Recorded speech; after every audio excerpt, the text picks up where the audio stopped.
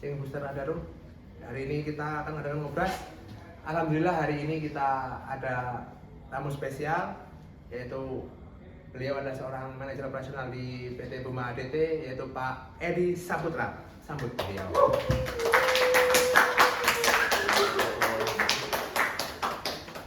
Gimana? Kondisinya Pak? Sehat? Sehat. Alhamdulillah. Ya. Ini sebelum Pak Edi Saputra perkenalan, enaknya Pak Edi Saputra Pak Awi? Saya izin buka ini aja lah ya. Ya, Ya, panggil Awi aja lah ya. Karena kalau di Buma Edi Saputra itu kurang Terkenal. famous ya. Awi aja ya. Nah, sebelum Pak Awi perkenalan, saya sedikit ada punya contekan nih. Beliau adalah seorang manajer operasional S1, anak 3, Richard Valentino, Valerie Zurvanya, dan Justin Velo. Benar Pak ya? Betul, betul. Alhamdulillah. Ini kita bertemu lagi Pak ya, setelah tahun 2010-11 kita sama-sama buka di Fitnot ya? Iya. Iya. Jadi semacam reunian lah ya. Yang beliau ini gabung di Buma tanggal 15 April 2005 ya teman-teman ya. Di ADT 1 Maret 2021. Lumayan lama Pak ya. Iya. Sharing dong Pak, awal-awal di Buma gimana? Cara masuknya gimana? Apa nggak orang dalam atau orang luar? Oke. Jadi sulit cerita dari awal Ya, nih. sedikit sharing ke kami lah. Ya, nggak apa-apa. Sebenarnya saya di Buma ini adalah generasi kedua. Ya. Ayah saya itu salah satu orang yang berjuang bersama untuk membangun Buma di awal-awal. Itu bareng dengan Pak Johan Ensa di tahun-tahun pertamanya gitu ya. Nah, saya mulai dari kecil sudah kenal dengan Buma ya. Mulai namanya dulu bukan Buma gitu ya, ada yang macam-macam lah, ada yang BMW gitu ya. Nah, perjalanan saya itu masuk Buma karena dari kecil juga sudah kenal dengan Buma. Kenapa dengan seram Buma Iya. ya? Selesai kuliah, saya itu ya biasa lah ya, anak kuliah masih baru selesai mencari jati diri ya. Saya tempat buka usaha sendiri gitu ya. Ternyata usaha itu perlu pengalaman dan arahan. Akhirnya tahun 2005 setelah usaha itu tidak berjalan dengan baik, saya melamar karena memang pada saat itu saya melihat Buma, ayah saya kerja di situ, kenapa saya nggak ikut juga gitu ya, Meneruskan lah ya. meneruskan gitu. Akhirnya buat lamaran, diproses sama HR, lalu dipanggil gitu ya, dipanggil. Kantornya pada saat itu masih di Harmoni. Lama Ya, di Harmoni. Waktu dipanggil, karena saya ini basicnya sebenarnya S1-nya itu di manajemen ya. Jadi saya itu Bachelor of Business Administration. Orang kantoran lah ya. Kantoran. Katanya ke lapangan. Gitu. Dan saya juga kena saya kan Chinese ya, Chinese. Oh, ini orang kantoran, titelnya juga BBA, terus orang Chinese gitu ya. Oke, kamu di finance deh. Oh iya, kalau dulu kan pasti kalau Di finance. Chinese hubungan dengan keuangan gitu ya. Ya, di finance. Tapi waktu saya diarahkan di finance, saya langsung ngomong begini pada saat itu dengan HR-nya, saya lupa nama HR-nya. Pak, boleh nggak saya itu jangan ditaruh di finance? Karena walaupun pendidikan saya itu dulu di bisnis administrasi, pergaulan saya di luar itu Jadi sana termasuk Chinese yang menyalip kodrat Pak ya. ya kurang lebih gitu. Keuangan ya kan. Ini malah enggak waktu itu ya. Nah, akhirnya oke lah kalau memang kurang cocok di finance. Pada saat itu memang masih kita itu tidak seperti sekarang, udah ada jalurnya gitu ya. Oke, motor di mana? Oke, saya ditaruh di set BBE pertama di Samarinda. Iya. Dan ditempatkan di logistik. Ya. Bukan jauh sih, sebenarnya itu jalurnya kami juga, orang Chinese tuh kalau nggak di logistik, di finance gitu ya.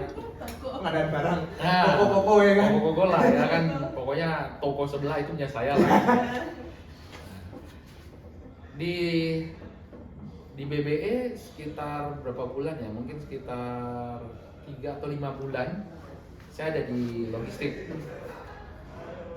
Saya merasa ya pekerjaan ini menantang, cuman kurang sesuai dengan jiwa. Oh, nggak memang passion ya? Passionnya. Saya itu nggak bisa cuman kerja dalam satu ruangan, ngelayani orang itu aja, nggak bisa.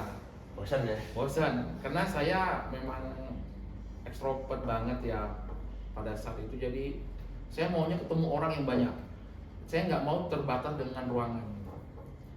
Nah, ada juga rezeki pada saat itu PM-nya di BBI itu Pak Iwan ngajak, "Wih, gimana kalau kita mutasi ke site silo, kita buka baru site biji besi." Biji besi ya. Ya, namanya prajurit siap terus ya? Siap terus, Nggak ada mundurnya, Mas. nggak ada mundurnya. Mutasi ke silo. Pada saat itu kondisinya set baru buka, tetap menangani logistik, tapi karena logistiknya juga belum jalan gitu ya. Dan pada saat itu kami ada 2 pengawas. Pada saat itu posisinya foreman. Masih permain sana ya? Foreman. Foreman logistik. Tapi saya ngerasa juga nunggu barang nyusun di kontainer. Ini aja. Ini itu kan. Saya ngomong ke Pak Iwan, saya mau ke produksi. Karena pada saat itu di produksi belum ada foreman-nya, hanya 1 supervisor. Butuh orang dong. Nah. Akhirnya saya diperbantukan ke produksi. Saya mengikuti prosesnya, mulai antar operator yang dari rumah kampung sampai ke area tambangnya. Saya baca buku bagaimana itu geometri jalan, Belajar semua ya? bagaimana proses penambangan. Saya baca. Dan ada trainer juga yang saya jadikan guru. Proses berjalan, akhirnya setelah 3 bulan berjalan di assessment. Ini bisa nggak ke produksi dengan latar pendidikan seperti itu? Ya, jauh-jauh gitu ya? Ya, di assessment. Nah, setelah di assessment, hasilnya ternyata cocok ke produksi. Rezekinya memang. Iya, bukan rezekinya itu kayaknya harus saya banget ya. Cocok ke produksi. Nah, sejak saat itu kita ya tahun 2005 juga itu ya, tapi tepatnya saya lupa di bulan berapa. Ya, disitulah saya menjadi foreman produksi.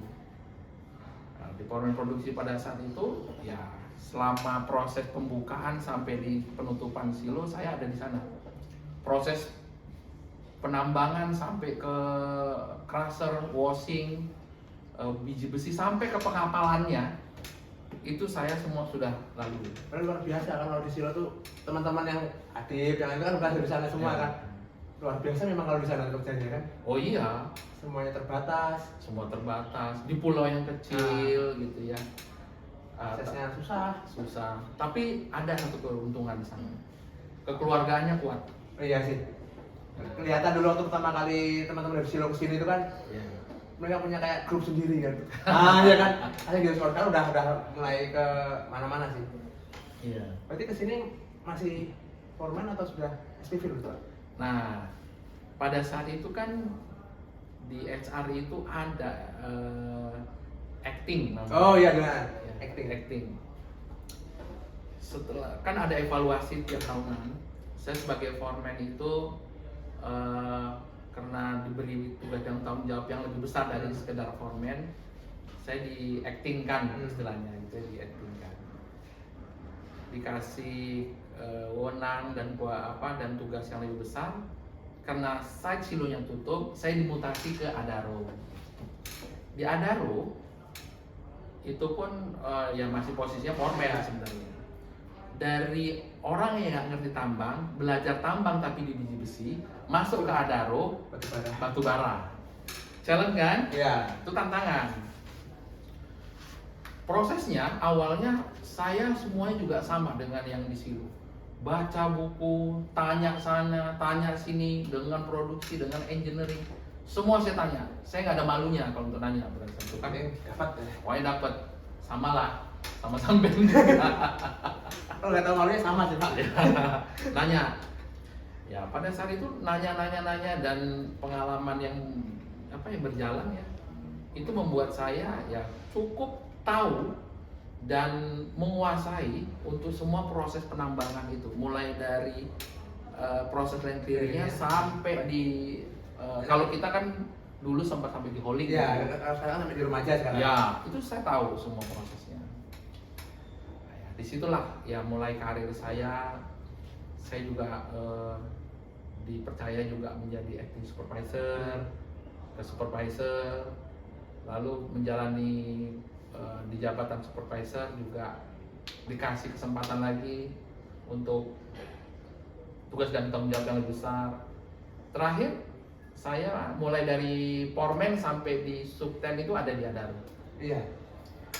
Kita ingat dulu waktu masih di halte sampai gedor-gedor, bangun, ayo mancal. Masih ingat dulu tuh. Kan Pak udah silo, buka pit note yang luar biasa perjuangannya itu kan. Saya tutupan. Tantangan apa yang terbesar sih Pak? Biasanya kita menghadapi ketika datang atau membuka suatu kerjaan baru. Tantangan terbesarnya sih biasanya apa? Kayak yang di note begitu. Kalau saya sih kalau mau bilang sih itu bukan tantangan ya menurut saya. Bukan. Saya menganggap pekerjaan saya karena saya suka itu seperti hobi. Ya. Jadi kalau bilang orang kesannya gini, kalau tertantang, wah itu ada masalah di sana. Kalau saya enggak, itu proses yang memang harus saya lewati. Jadi bukan menantang, tapi ya harus saya jalani dengan sebaik-baiknya gitu. Jadi kalau orang tertantang takutnya, wah berat apa? Saya nggak ada. Karena saya mikirnya, oh itu prosesnya. Walaupun dulu kita sering dibawakan orang parang demo itu. Oh, itu menjadi satu keasikannya menurut saya. Proses membuka note dulu. Jalan ke pitnya itu kita harus buka pakai doser. Menggunakan articulate. Filter nggak bisa masuk. Sarana dulu kan pakai jerigen, drum itu. Drum dimasukkan ke belakang, diisi. Posisi jalannya amblas-amblas. Pasir semua kan dulu. Ya campur sama yang tanah merah. Lalu makanan operatornya juga harus kita pikirin. Proses dalam pembukaan pit itu juga kita awasin. Itu mungkin tantangan bagi orang. Kalau saya keasikan bukan tantangan. Asik. Tadi kerja, tahu ada orang bawa parang, stop. Iya. Sampai saya dikenalkan sama yang tukang demo yang kalau nyari-nyari mau nutup tambang, Pawi mana dulu gitu. Jadi mau di misteri sama mereka ya. Kan Pawi udah dari bawah ya, kan tangkap dari bawah lah, karena dari anak sekolah, daftar dari foreman, udah banyak tahu hobi tadi, ngasih masalah. Menurut Pak Awi, seorang sosok leadership itu seperti apa sih? Leader ya. Dengan leadershipnya tuh yang ideal itu seperti apa? Oke, kalau mau ngomong ideal, ya itu harus diukur ya. Tapi kalau berdasarkan apa yang saya lalui dan dinilai mungkin itu baik ya, leader itu harus memang ada impactnya, berasa bagi si sekitarnya, orang lain. Mereka bisa merasakan impact kita itu seperti apa? Berarti harus ada. Jangan cuman kasih perintah, ngomong-ngomong aja, tapi sosoknya nggak pernah ada. Ya. Leader harus memang dapat dirasakan keberadaannya oleh orang-orang di sekitarnya. Itu dulu leader. Itu dulu ya. Iya. Yang kedua, leader tidak pernah lari dari suatu permasalahan timnya. Kalau leader lari dari permasalahan timnya, berarti bukan leader itu.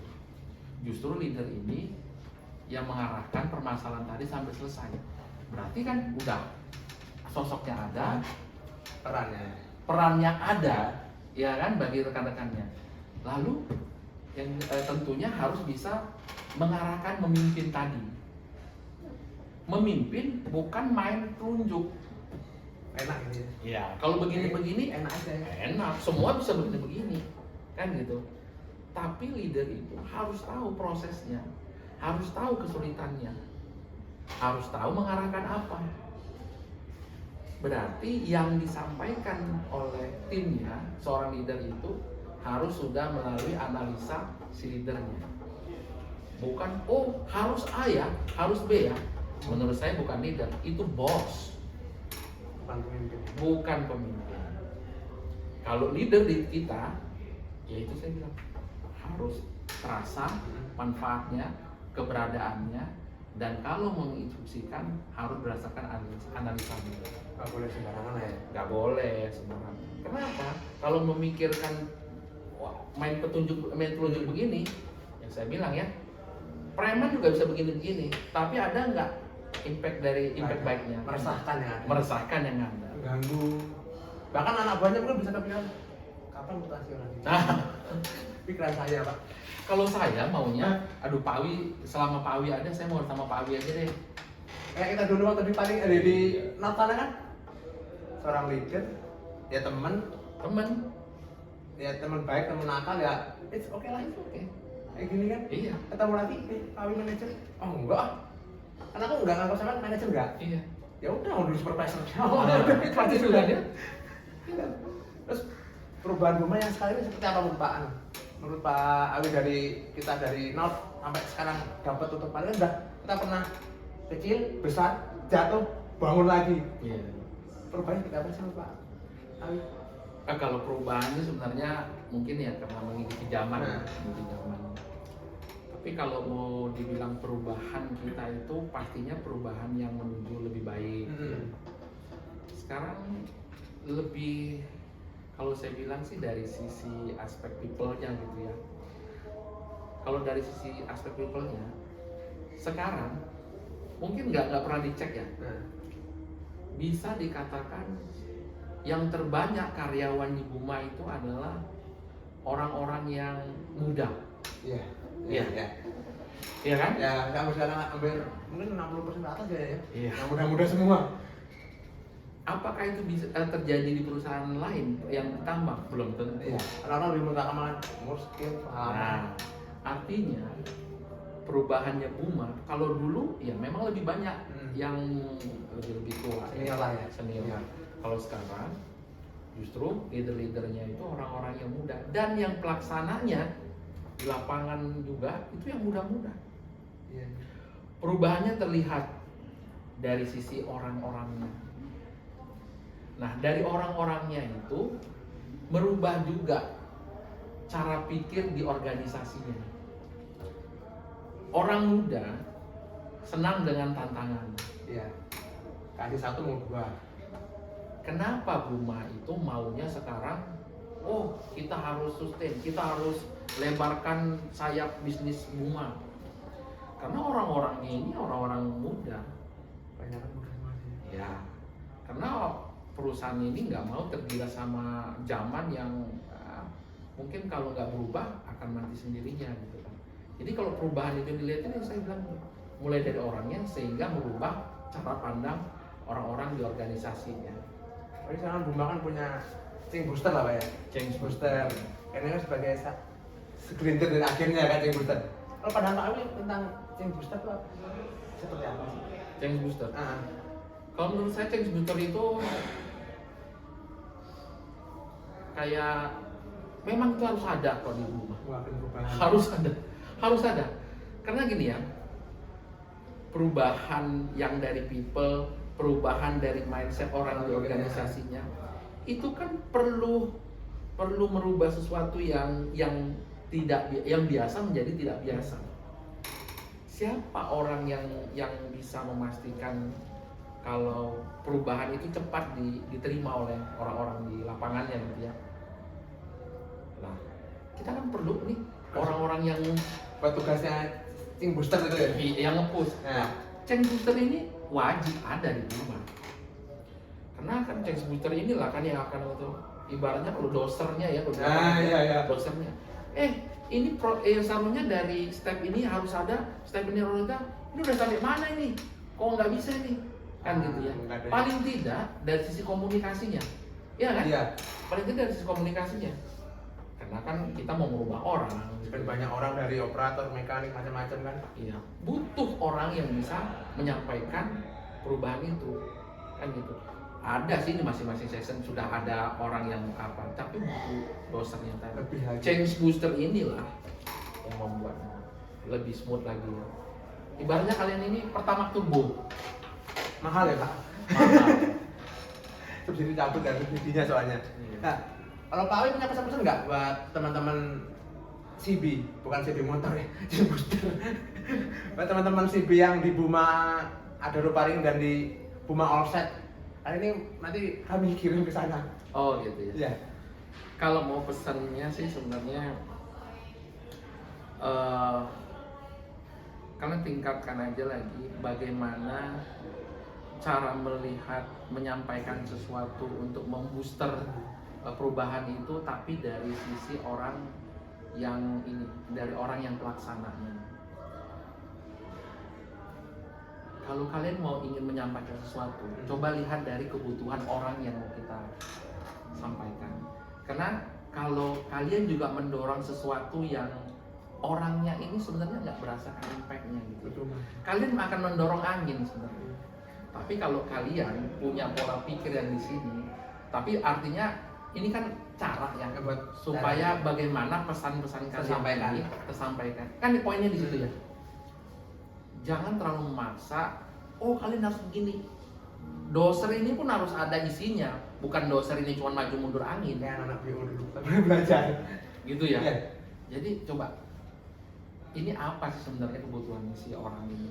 Tahu dulu ya. Tahu dulu di situ. Nah kalau kalian sudah tahu di situ, baru lakukan sesuai dengan diskusi. Setelah ketemu jalannya, baru gaspol, ajar. Gas soalnya. Dan tapi ingat lagi, kalau bisa diperbanyak aja change booster ke orang ini.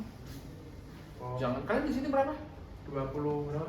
21. 21. Seberapa sering kalian tampil di depan orang-orang untuk menyampaikan itu kan tergantung juga dengan program maupun orangnya ya, jumlah orangnya. Nah, kalian dengan posisi 21 ini kalau bisa lagi direkrut lagi, diperbanyak lagi untuk ketemu orang-orang supaya orang tahu nih ngomong change booster siapa, oh ini. Wah. Tahu semuanya, manfaatnya berasa. Karena kan kalian leader kan. Iya. Ya, seperti gue bilang tadi, dapat dirasakan manfaatnya oleh semua orang. Biar ada nampak orangnya, nampak perannya, nampak manfaatnya. Kayak cuma jadi bayangan tok. Betul. Nanti kita pikirkan untuk kemarin udah ada rencana juga sih Pak mau nambah anggota Mbak Yu ya, mau nambah anggota untuk CV kita. Iya. Tapi quantity Ya. adalah sesuatu, ya. Ya. Tapi bagaimana meningkatkan kualitasnya tadi? Tapi kita akan pilih Mas Mata juga udah nyiapkan toolsnya buat kita benar-benar punya agen yang nggak cuma ngisi list aja. Kita butuh orang yang benar-benar siap mensupport perubahan yang ada di Buma. Karena memang perubahan bisa terjadi. Dulu ketemu Pak Awi seperti ini, dulu ketemu Pak Iwan seperti ini, sekarang sudah jadi seperti ini kan. Beliau kok bisa punya perubahan seperti itu gitu. Walaupun kita juga sudah berubah, cuma ya biar lambat yang penting ada arah ke situ lah. Iya. Oke. Terima kasih Pak Awi atas waktunya. Sehat selalu buat keluarga. Terima kasih kembali. Sukses ya. Alhamdulillah. Amin. Buat tim apa tadi CB? CB Buma ADT. Semoga kita selalu dalam keadaan sehat dan selamat. Buma juga ADT, ADP, Buma total, Allset, selamat dalam operasinya lancar. Amin. Semuanya nggak ada kendala. Amin. Terima kasih teman-teman. Sampai ketemu lagi. Salam Buma CB, semangat pagi. Wassalamualaikum warahmatullahi wabarakatuh.